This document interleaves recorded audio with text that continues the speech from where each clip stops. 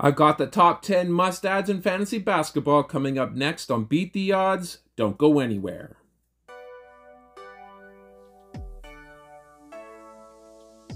Hello sports fans, and welcome back to another episode of Beat the Odds. I'm going to count down the top 10 must-adds ahead of Week 16. If you like this content, please smash that like button.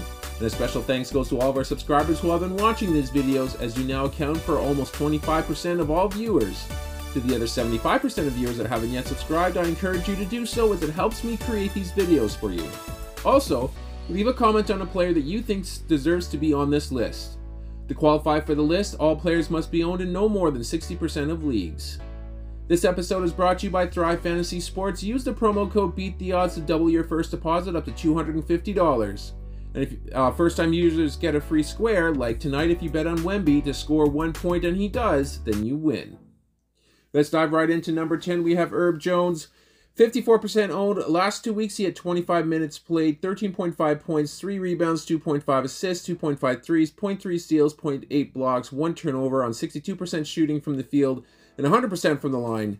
Jones is dealing with right thigh discomfort that looks to be a short-term issue, so I would expect that he should be back this coming week. The low-usage forward has been a solid contributor of stocks and threes all season long. He's not likely going to fall into extended minutes unless there's an injury to one of the team's stars, but he has proven that he doesn't need many minutes to be productive. Over to number 9, we have Harrison Barnes, 45% owned. Last 2 weeks, he has 36 minutes played, 22.3 points, 4.3 rebounds, 1.5 assists, 3.5 threes, 1.2 steals, 0.3 blocks, 1 turnover on 50% shooting from the field and 81% from the line. Something is going on with Barnes. He has taken double-digit shots in the last 6 games after not accomplishing that feat in 14 of the previous 16 games prior.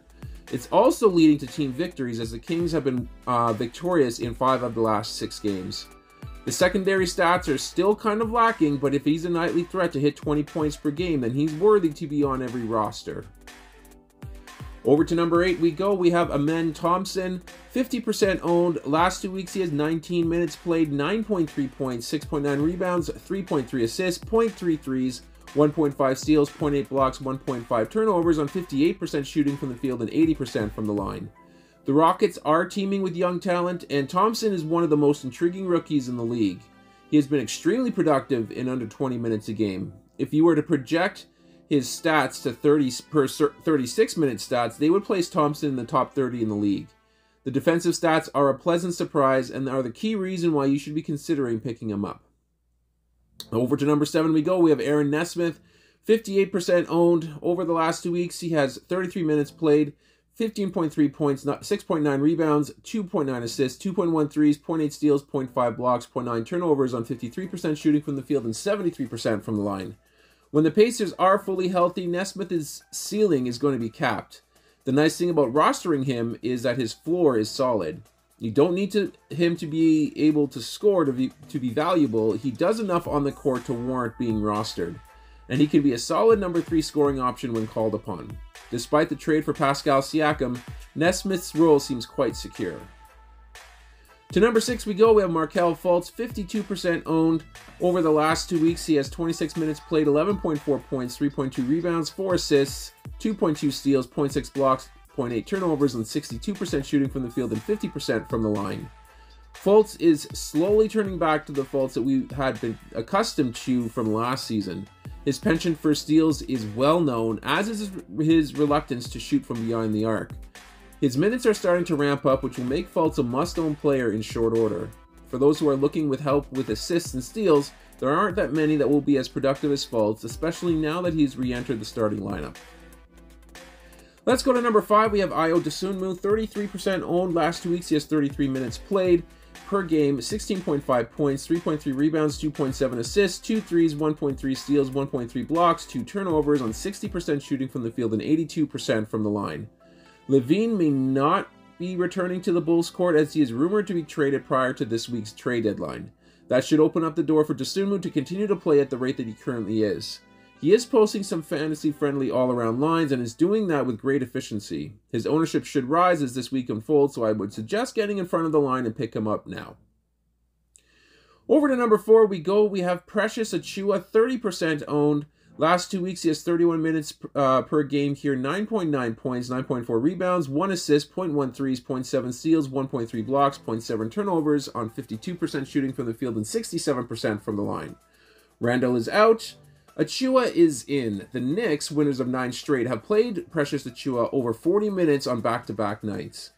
The trend is unlikely to continue once OG Anunoby returns, but it's a safe bet to assume that Achiuwa will still be relevant until Randall returns from his dislocated shoulder. In the meantime, you can expect a good handful of rebounds and blocks with the ability to pinch in with scoring. Moving on to number 3, we have Nick Richards, 51% owned over the last 2 weeks. He has 31 minutes per game, 14 points, 9.2 rebounds, 0.8 assists, 2 blocks, 1.2 turnovers on 73% shooting from the field and 69% from the line. For those who need a big, they should look no further than Richards. The fact that he's still available in half of the leagues astound me. He is your prototypical big, able to churn out double-doubles on a nightly basis while tossing in a block here and there. These lines go underappreciated but are extremely useful for fantasy purposes. Tosses his 70% field goal percentage, and it's a no-brainer. Go and get him. Over to number 2, we have Alex Caruso, 58% owned over the last 2 weeks. He has 32 minutes per game, 11.7 points, 4 rebounds, 3 assists, 2.5 threes, 1 steal, 2 blocks, 1.2 turnovers on 45% shooting from the field and 70% from the line. Once again, we have Caruso on the list. I feel that this might be the last week I get the pleasure of convincing fantasy managers to put him on their team. I have him rostered wherever I can, and he has been paying huge dividends for me. Like Dosunmu, Caruso's value will be cemented once Zach LaVine's fate has been sealed. If he remains over 30 minutes a night, then he's going to be productive for the rest of the season. And finally, at number 1, we have Paul Reed, 53% owned over the last 2 weeks. He has 21 minutes per game, 9.7.4 rebounds, 1.3 assists, 0.6 threes, 1.1 steals, 0.7 blocks, 0.6 turnovers, on 56% shooting from the field and 50% from the line. My thoughts go out to Joel Embiid as we wait to see how serious his left knee injury is. Either way, expect him to miss some time, and that makes Paul Reed immediately valuable. The Sixers system requires a lot of two-way passing between Embiid and Maxey, and although they won't be able to run that through Reed quite as much, I'm sure he's still going to see some playmaking opportunities. Add to that his already full stat line, and you can see the urgency to add him immediately. And that's going to do it here for this episode. I hope you guys enjoyed it. If you did, please leave a like on the video and, of course, subscribe to the channel for more content like this. I am going to sign off for now, but I will catch you guys on our next episode.